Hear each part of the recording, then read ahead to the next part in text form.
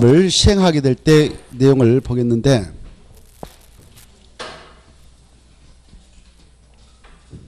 자, 이 사업을 시행한다.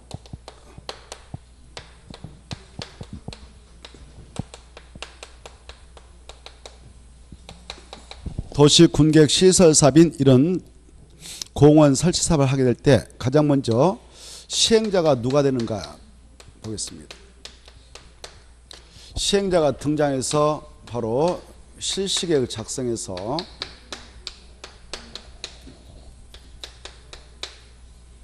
인가 신청하고,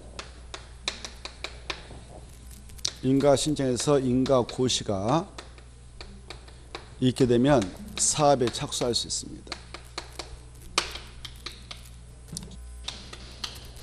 이렇게 사업에 착수한 시행자, 우리 법에서 여러 가지 보호 규정을 두고 있어요.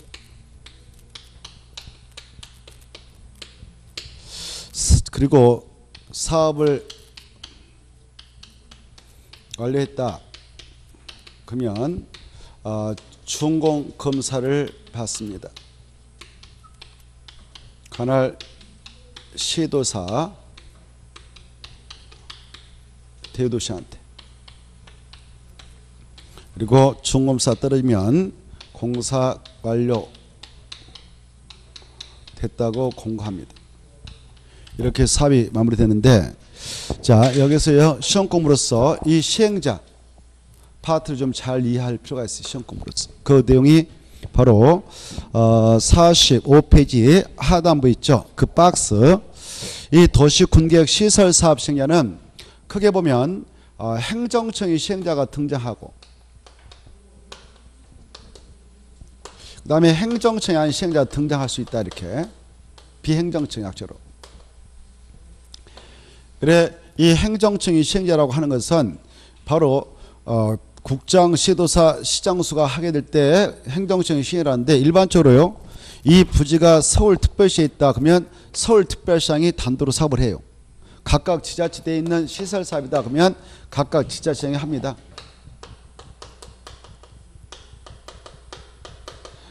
얘네들이 각각 해요. 단독으로. 자기 지역 내에 있는 거는. 이때 사업할 때 엄청난 사업비용이 들어가는데, 도시 군객 시설 사업 비용이 들어가는데, 이 비용은 누가 부담하냐? 시행자 부담이에요. 시행자. 이 비용이라고 하는 것은, 사업비용이라는 것은 이런 걸 말해. 바로 저 사업 부지에 편입된 땅과 건물이 있다면 그거 다 보상해 줘야 돼. 보상비하고, 그리고 공사비, 이걸 합해서 사업비용이라는데, 이걸 누가 부담하는가? 시행자 부담해야 돼요. 그래서 서울 거다 그러면 서울특별시장에 서울특별시 예산 가지고, 이네들이 사업을 하게 된다 그러면 지자체가 한다 그러는데, 지자체가 사업 시행을 하게 되면 지자체 예산 가지고 하고, 그리고 만약 저 건이 국가계획 관련된다 그러면 국장이 직접 국가 예산 갖고 하는 거예요.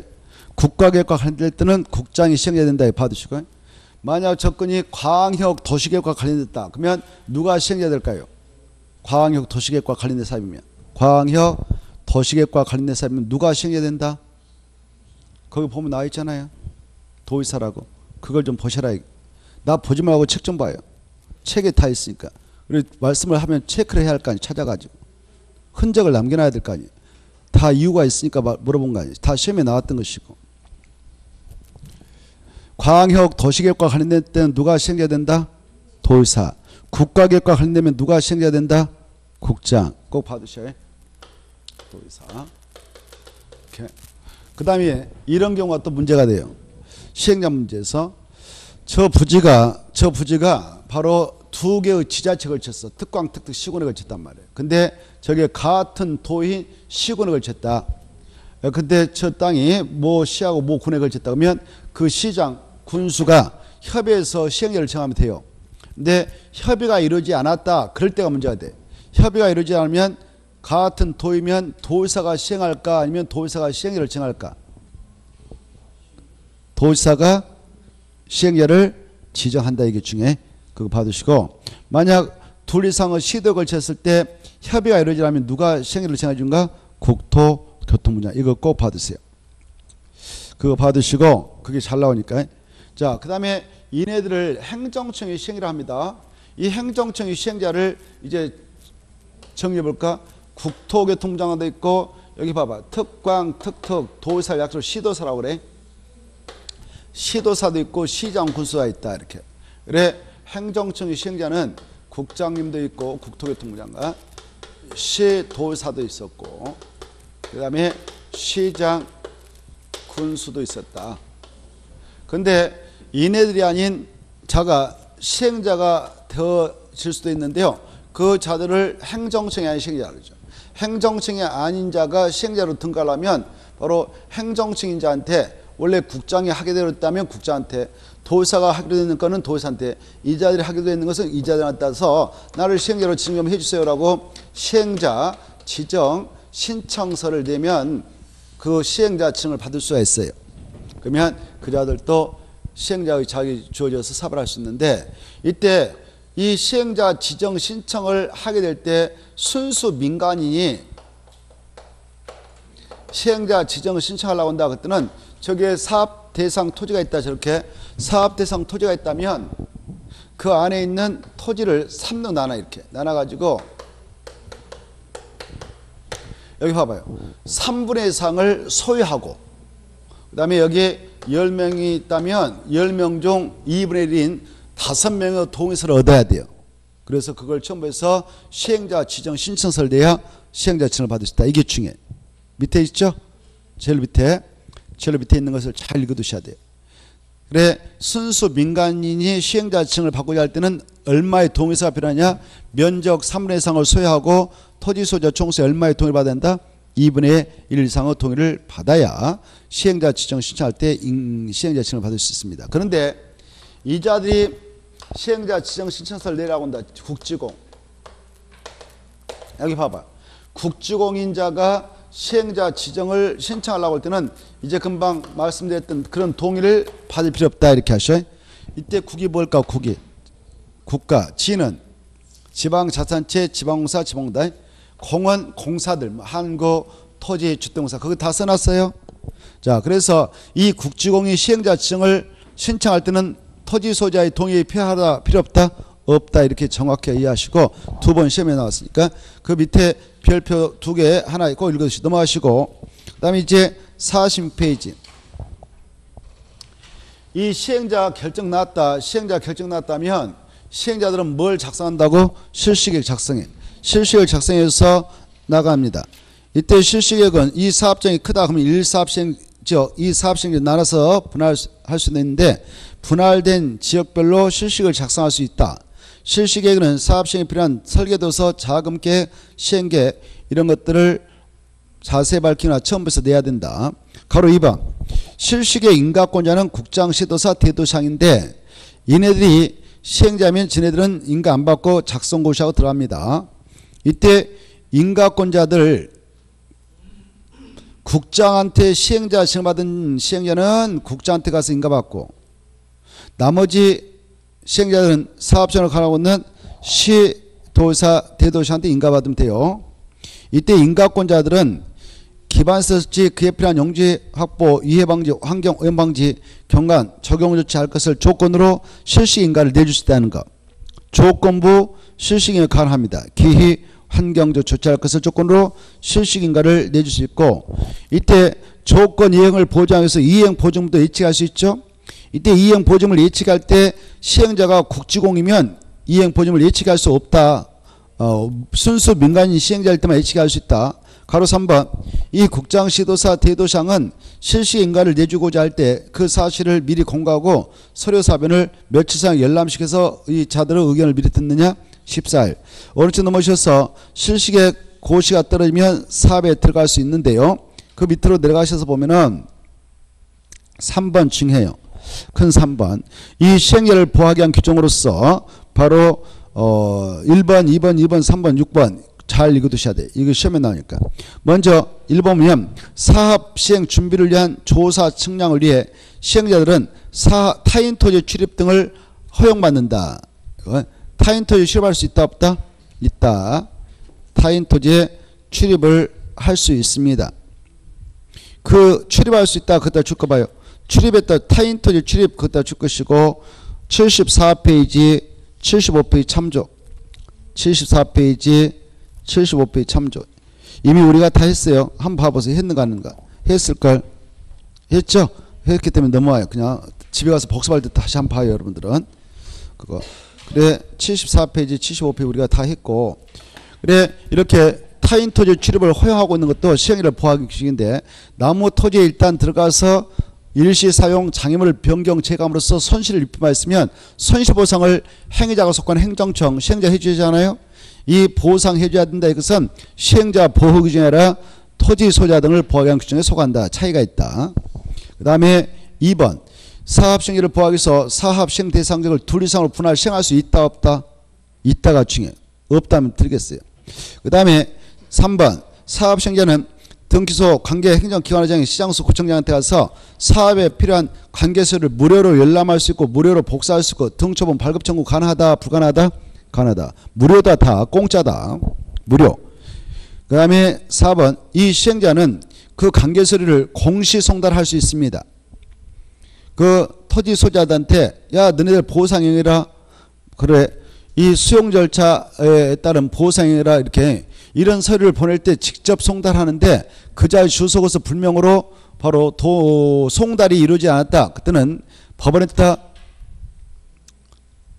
송달할 서류를 보내달라고 제출합니다. 그러면 법원에 받아들여서 그 자들한테 보내야 할 서류를 법원 게시판에다 공개로 공시해놓으면 송달용 간주해. 이걸 공시 송달하는데 공시 송달도 할 수 있다. 관계서류. 다만 행정청의 한 시행자가 공시 송달할 때는 미리 국장, 시도사, 대도시한테 가서 승인받아야 됩니다. 인가권자한테. 그 다음에 밑에 4번, 밑에 5번 중요하죠. 시행자라면 모든 시행자, 그때 행위든 비행이든 모든 시행자는 그 사업에 필요한 토지 등을 다 수용사용할 수 있다. 이게 중요해요. 다만 이 시설에 인접한 것, 여기에 있는 것들은 다 수용사용할 수 있는데 인접한 것은 수용은 못하고 일시사용만 가능하다. 그 다음에 6번도 이겁니다. 자, 아까 애당초 여기다 공원 만들려고 도시군가로 딱 결정해놨는데 이 도시군가로 정하고 있는 목적의 목적으로 이 국가라든가 지방자치단체는 이 토지를 함부로 매각 양도할 수 없도록 하고 있다는 것.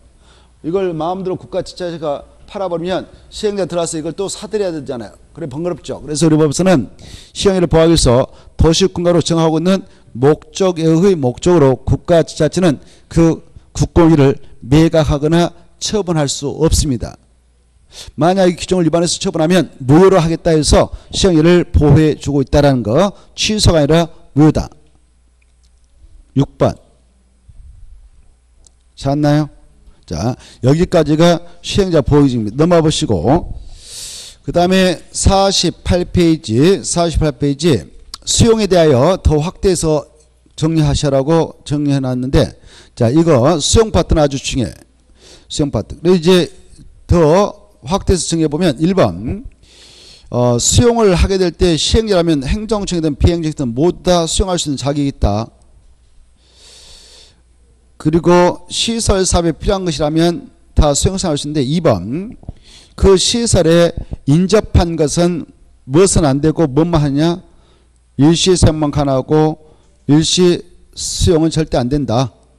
그 다음에 가로 3번 이 대한민국에서 수용할 때 그리고 그에 따른 보상할 때는 법대로 해야 되는데 그때 적용하기 위한 법이 공익사업을 위한 토지등호 취득 보상 법률이 있죠.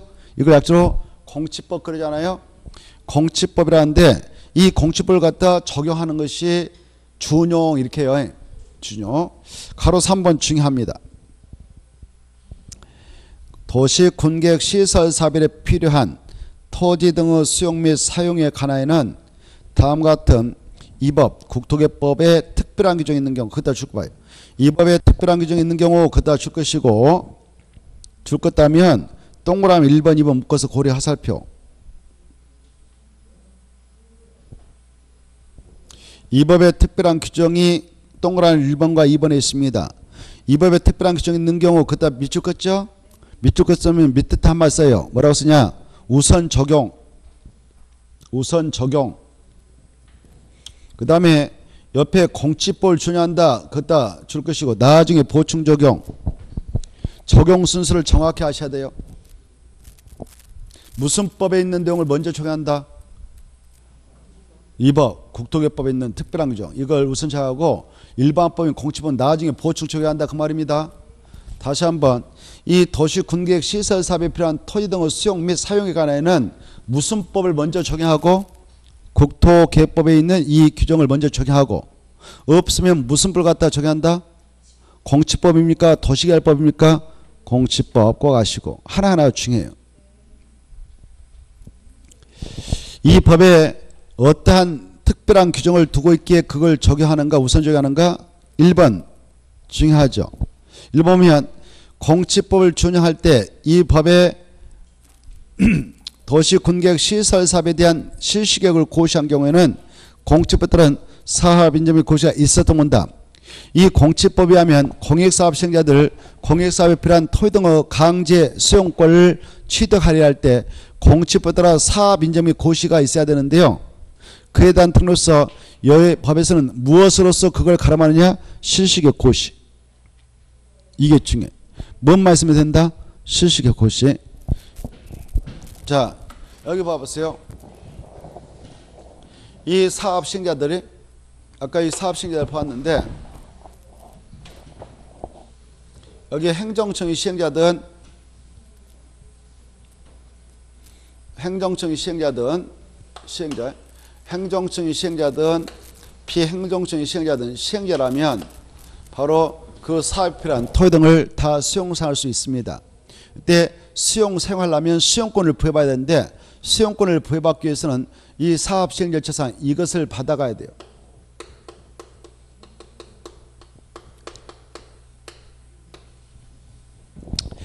바로 이 실시계획 고시까지 받아야 사업을 하게 되는 시행자에게 법적으로 그 사업에 필요한 토지 등의 강제 수용권이 부여돼요.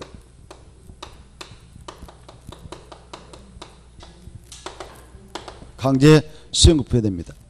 이 국토개법은 이 사업 시행자상 실시계획 고시가 있으면 사업 시행자에게 강제로 수용할 수 있는 수용권이 부여된다.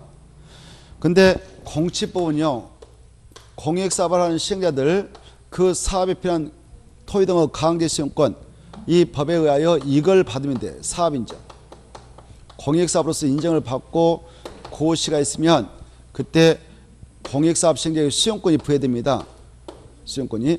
근데 이에 대한 특로서 이 국토개법은 이걸로 가름하겠다 그 말이에요. 이걸로. 이거 있으면 이거 별도로 받을 필요 없다 그 말이에요. 왜? 자, 그래 어떠한 절차가 있음으로써 공치법상 사업 인정 및 고시가 있는 걸 본가? 실시계획 고시. 이게 아주 중요하다. 실시계획 고시를 한 경우에는 공치법상 사업 인정 및 고시가 있었던 걸 본다. 근데 시험에 나왔어요. 이렇게 나왔어. 도시군 관리계, 이게 도시군 관리계, 도시군계획 시설에 대한 도시군관리계 결정 고시가 있는 경우에는 공치법상 사업 인정 및 고시가 있었던 건다 이렇게 나왔어요. 이때 수용권이 인정되는 게 아니고 언제 인정되냐? 실시계획 고시. 실시계획 고시가 중요해.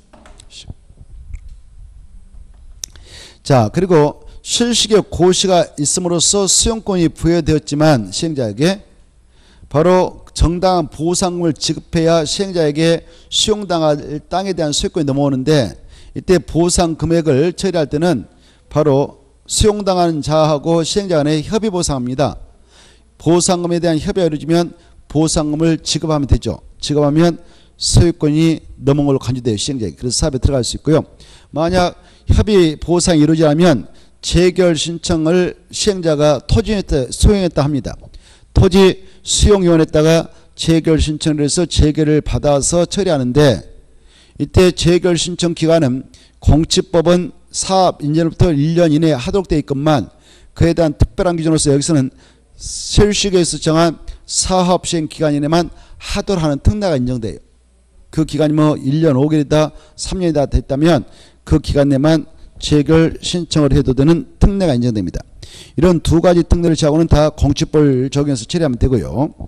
그 다음에 밑에 행정심판을 보시죠. 이 시행자들 이렇게 행정청인자가 등장해서 사업을 할 수도 있고 행정청의 안자가 들어와서 사업을 할 수도 있잖아요. 이때 여러분이 지역에 있는 이해당사자인 토지소유자다. 이네들이 뭐 수용처분을 했다. 그때 불복할 때는 행정심판을 제기해서 다툼을 벌일 수가 있어요. 그때 이 행정청이 시행자의 처분에 대하여 행정심판을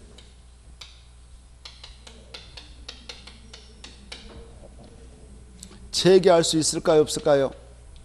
행정청이 시행자의 처분이 있었다. 그 처분에 대하여 불복할 때 행정심판을 제기할 수 있다 없다? 있다. 알겠죠? 당연하죠. 근데 시험에서는 없다 이렇게 나왔어. 너무 쉽게 나오죠. 행정청이 시행자의 처분에 대하여 바로 행정심판을 제기할 수 없다 이렇게 나왔는데 틀려요. 있다. 있는데 무슨 법에서 시킨 대로 따라서 하면 되냐? 행정심판법 이렇게. 알겠죠? 그러면 이제 이쪽에 행정청이 아닌 시행자의 처분이 있었다. 그 처분에 대하여 행정심판 제기할 수 있다 없다? 행정심판 제기할 수 있다 없다? 있어요. 알겠죠? 자, 이때 행정청이 아닌 자가 여기 봐봐요. 행정청이 아닌 시행자는 행정청한테 시행자 지정을 받고 나서 등장했죠. 그래서 행정권한을 이용받은 간주에서 행정청이 아닌 시행자가 내렸던 처분도 행정처분이고 행정처분이니까 불복 시 행정심판을 제기할 수 있어요. 이때 제기는 어디다 하느냐? 바로 그 시행자한테 제기한다. 그러면 틀리고 이 시행자를 지정한 자에게 제기해야 된다. 그거 나왔죠? 그 시행자를 지정한 자. 그 말 체크. 그것도 시험에 나왔네요. 그것도 시험에 나왔어요. 누구한테 제기해야 되는가? 그 시행자. 만약 국장이 그 자에게 시행자를 지정해줬다 그러면 국장한테 제기하면 되고, 도의사가 그 자를 시행자로 지정했다 그러면 도의사한테 지정하면 되겠죠. 그 시행자를 지정한 자에게 제기된다 이렇게 받으시고요. 나머지 통과하고 넘어가서 보시면은 50페이지 비용 부담 문제를 보겠습니다. 비용 부담 문제. 비용 부담 문제 나왔는데 이것도 좀 잘 이해하면 간단해요. 그거 보면 비용 부담은 누가 부담해서 원칙하냐? 시행자 부담해서 원칙하니까 1번 봅시다. 국가가 하는 경우는 국가 예산 가지고 하죠. 지방자치단체가 할 때는 누가 부담합니까? 지자체가 부담하죠. 그 다음에 행정청의 안자가 하는 경우는 누가 부담합니까? 그자가. 자, 그것도 그대로 나왔어. 그자가 부담한다. 그 다음에 2번 지방자치단체 비용 부담이 나와 있죠. 자, 동그라미 1번, 2번 보면 국토교통부 장관 시도사가 시장수가 나올 거예요. 얘네들이 행정청이 시행자예요. 얘네들. 그네들 뭐다고요? 써봐. 행정청이 시행자라고. 그거 다 써놨습니다만은. 이 국토교통부 장관 시도사 여기요. 아까 이 행정청이 시행자 중에는 국토교통부 장관도 있었고 국토교통부 장관도 있었고요. 시도사도 있었고 시장수도 있었죠. 이네들이 사업을 시행하였어. 행정청인 사업 시행자가 등장해서 저런 사업을 하게 되었고 그로 인하여 현저한 이익을 받은 어떤 지자체가 있다. 그러면 현저한 이익을 받은 지자체에게 사업비용의 일부를 법적으로 부담시킬 수가 있어요. 누가 사업을 하게 되었고 그로 인하여 이익을 받은 지자체가 있으면 그자에게 비용의 일부를 부담시킬 수 있냐? 행정청이 시행자일 때만 적용한다. 행정청이 아닌 시행자의 경우는 절대 적용하지 않는다. 이걸 이해하셔야 돼요. 행정청이 아닌 시행자는 사업비용을 다른 사람한테 절대 부담시킬 수 없다. 자기가 전체로 부담한다. 국장, 시도사, 시장수일 때만 부담을 시킬 수 있구나 이렇게. 이때 부담을 시키게 될 때게요. 동그라미를 보면 국장과 시도사는 그 밑줄 친 거 봐봐. 사업에 든 비용을 일부를 이익받은 그런 시도, 시군에 부담시킬 수 있다. 부담시킬 때는 국장은 시도, 시군의 비용을 부담시키기 전에 행정안전부장과 협의하고 시도사는 그 시도에 속하지 않는 그런 지자체의 비용을 부담시키려면은 그 지자체와 협의하는데 만약 협의가 이루지 않았다 그러면 행정안전부장관이 결정한 바에 따르면 된다. 마지막에 행정안전부장관이 결정한 바에 따른다 이게 체크하고. 근데 국토교통부장이 결정한 바에 따른다 이렇게 나와요. 그럼 드릴게요. 2번 시장수가 사업을 하였고 이익을 받은 지자체가 발생했다 그러면은 그 사업비용 일부를 이익받은 지자체와 협의해서 부담시켰는데 협의가 성립되지 않으면 다른 지자체가 같은 도에서 갈 때는 도의사가 결정한데 따르고 다른 시도에서 가면 행정안전부 장관이 결정함에 따라서 처리하면 된다. 그리고 동그라미 3번 이와 같이 행정청의 시행자가 현재 이익받은 자에게 부담시킬 수 있는 비용의 총액은 사업에 소요된 비용의 50%의 2분을 넘지 못한다.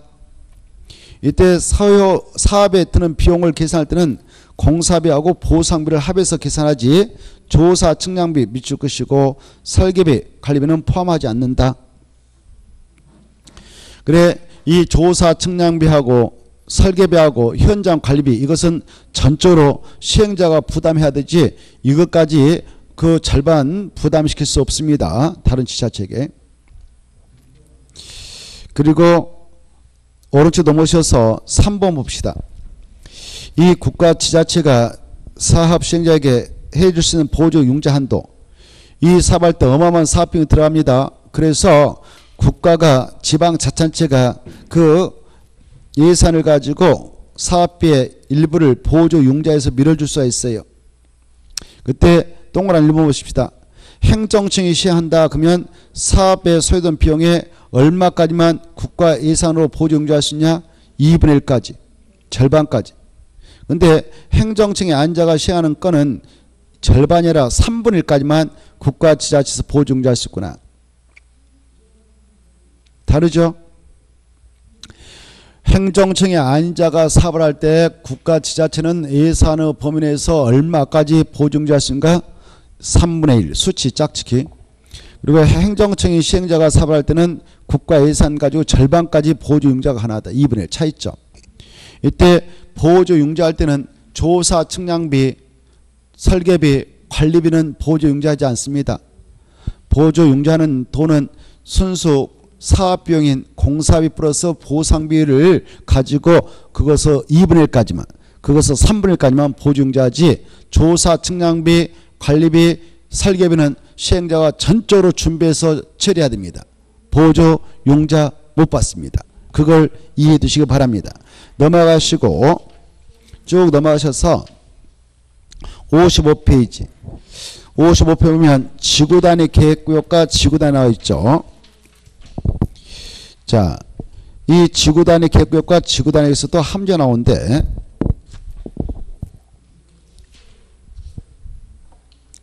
먼저 이 지구단위 계획구역은 바로 주로 개발을 할 수 있는 땅, 정비를 할 수 있는 땅에다 지정하지.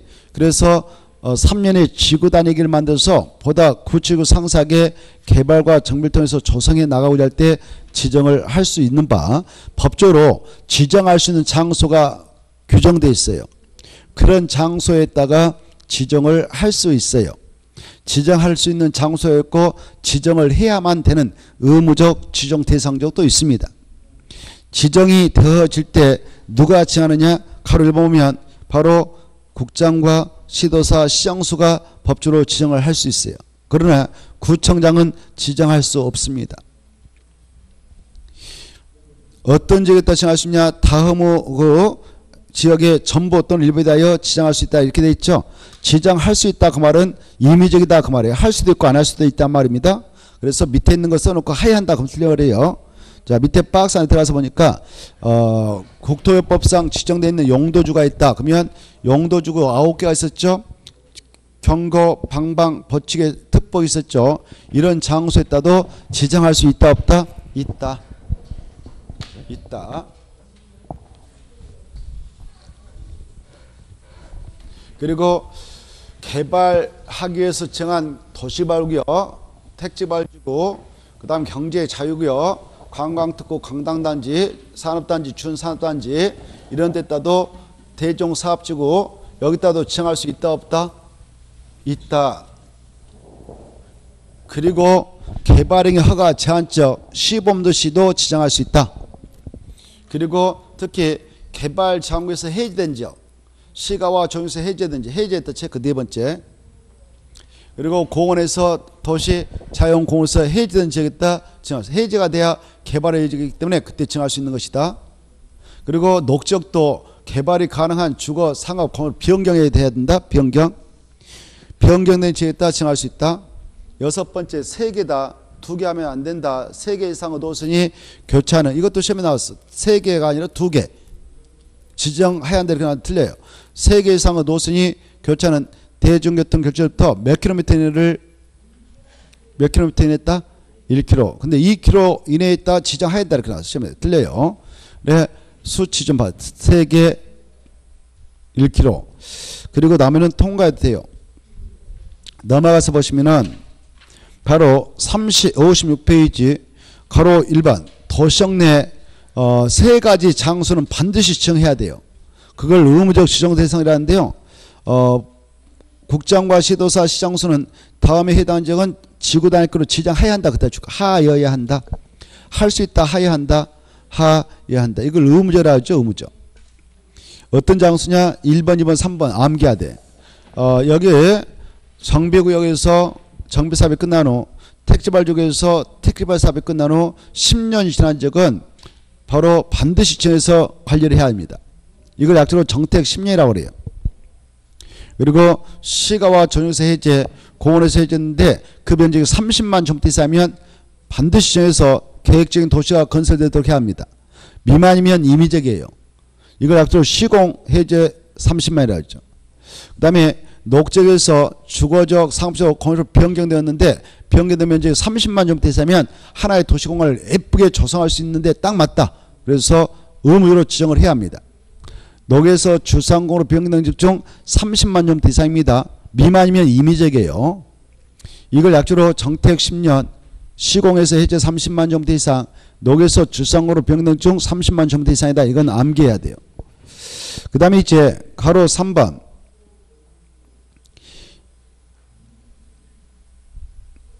읽어보시고 오른쪽에 57페이지도 읽어보시고 이런 거 참고로 보시고 그 다음에 58페이지 58페이지 보면은 바로 큰 2번 이 도시역 여허적의 지구단위격을 정할 수 있다. 이게 중요해. 도시역 여허적에도 지구단위격을 정할 수 있다. 먼저 알으시고 도시역 여허적 바로 58페이지 큰 2번 도시역 여허적의 지구단위격 지정호구 있죠.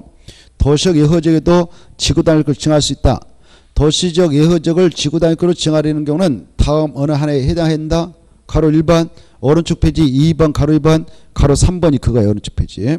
가로 1번 보면은 계획과적 있죠. 계획과적.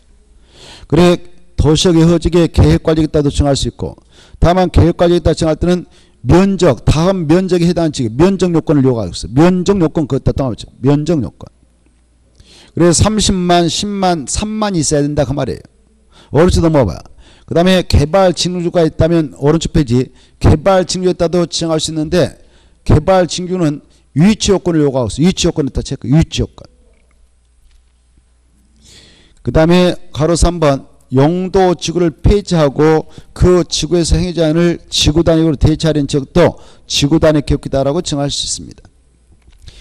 이때 가로 2번 보면 개발 징후 있잖아요. 개발 징후가 5개 있죠. 주거, 산업, 그 다음에 관광형, 복합 특징 있잖아요. 이 중에 1번 주거 개발 징후는 무슨 지역에 지정되어 위치하고 있을 때 그 속에다 지정할 수 있냐? 계획과적에. 오른쪽 페이지. 그거 잘 나와요. 주거 개발 징후는 무슨 지역에 위치하고 있을 때 지정할 수 있다고? 계획과적에. 이 주거 개발 징후가 생산 관리라든가 농림 지역에 지정되어 위치하고 있으면 지정 못하는 거예요. 어디에 위치하고 있어야 된다? 계획과적에. 그리고 주거 기능이 포함된 복합 개발 징후도 주거 기능이 포함된 복합 개발 징후도 역시 계획과적에 지정되어 위치하고 있을 때 지정할 수 있어요. 또 특정 개발 징후도 계획과적에 지정되어 위치하고 있을 때만 지정할 수 있습니다. 그리고 이 산업유통 개발 징후 있잖아요. 이것은 계획과적하고 생산과적하고 농림지역에 지정되어 위치하고 있을 때만 지정할 수 있어요. 관광휴양 개발 징후는 도시적 여허적이라면 지정할 수 있어요. 자, 그 다음에 이제 지구단위의 뜻은 했습니다만 다시 한번 체크해보죠. 지구단위라는 것은 도시군객 수립 대상 지역을 전부에 따라 수립합니까? 일부에 따라 수립합니까? 일부 중에. 그 다음에 밑에 손 이건 뭐 다 했던 것인데 너무 쉬워요. 지구 단위 계획구역은 무슨 계획을 결정하는가? 도시 군관리계. 지구 단위 계획도 무슨 계획을 결정하는가? 도시 군관리계. 그 다음에 수립 기준은 누가 정하는가? 국장. 그 다음에 4번 지구 단위 내용 나왔죠. 이 지구 단위를 만들 때는 바로 박스 안에 있는 내용을 포함해서 만드는데 박스 안에 중 별표 봐봐요. 지구 단위 계획 내용에는 위, 2하고 4를 포함한 몇 이상은 꼭 포함되어야 된다. 2 이상. 이 둘을 꼭 암기해야 돼요. 나머지 다 임의적 포함선이라고 써놨잖아요. 2번과 4번은 달달 다 암기해야 돼요. 필수 포함돼요. 그래 기반서로 배치금하고 건축물로 용도 제한, 건축물로 건폐 용량을 건축물 높이의 최저한도 최고한도는 필수 포함돼요. 그런데 건축선 제한이라든가 그리고 건축물로 형태, 배치, 색채 이런 것들은 임의적 포함 내용이에요. 필요하면 포함하지 필수로 포함할 필요는 없어요. 그리고 교통처리계획도 필수적인 거 아니고 임의적이죠. 밑에 다 써놨죠. 2개만 필수적이다. 나머지는 필요할 때만 포함한다. 아주 중요해요. 특히 1번 박스 안에 1번 보면 대통령으로 정하는 용도적 줄 거 봐요. 용도적의 세분과 변경을 지구 단위계획 수립을 통해서도 할 수 있어요. 예컨대 이 제1종 일반 주로 정된 땅이 있다. 거기에 있는 땅이 있다. 지구 단위 계획을 정했다. 3년에 지구 단위 맞는다. 지구 단위 수립할 때에 1종 일반 주객을 제3종 일반 주기다라고 변경할 수도 있어. 이렇게 지구 단위 계획 수립을 통해서 용도적을 변경할 수도 있다. 이렇게 하셔. 세분할 수도 있고 용도지구도 마찬가지예요. 그걸 잘 이해해 두셔야 돼요. 그래 지구 단위 계획 수립을 통해서 용도지구는 무엇과 무엇을 할 수 있는가? 세분과 변경. 그 다음에 넘어가서 보시면은 60페이지 5번 이 지구 단위 계획이 지정된 장소에 지구 단위 계획이 결정것이 되면 지구 단위 계획은 구속력이기 때문에 그 지구 단위 계획 안에 건축물 건축 용도 변경 공장 설치를 하면 무슨 계획에 맞게 꼭 해야 되냐? 지구 단위 계획에 맞게 해야 되죠. 이 계획에 반하게 하면 위법자로서 처벌하죠. 몇 년 몇천? 2년 2천. 6번 이 지구 단위 계획 안에서 지구 단위로 저 뭐더라 박스 안에 있는 10개의 규정을 마지막에 완화 적용해 줄 수 있어요. 그래 첫째 국토개법상 3개, 건축법 5개, 주차법상 2개 이렇게 10개를 완화해 주시는데 특히 이 지구 단위 계획 안에 건축물을 건축할 수 있는 대의를 가지고 있는 자가 자기 대의부를 공공시설 용지인 도로부로 기부 체납하면 그 기부 체납한 면적에 비례해서 이런 것들을 완화해 준 바 특히 건폐는 그 용도적에 적용되는 것을 얼마까지 완화해 주시자 건폐를 옆에다 150% 이하 이렇게 써봐요. 건폐를 옆에다가 150% 이하.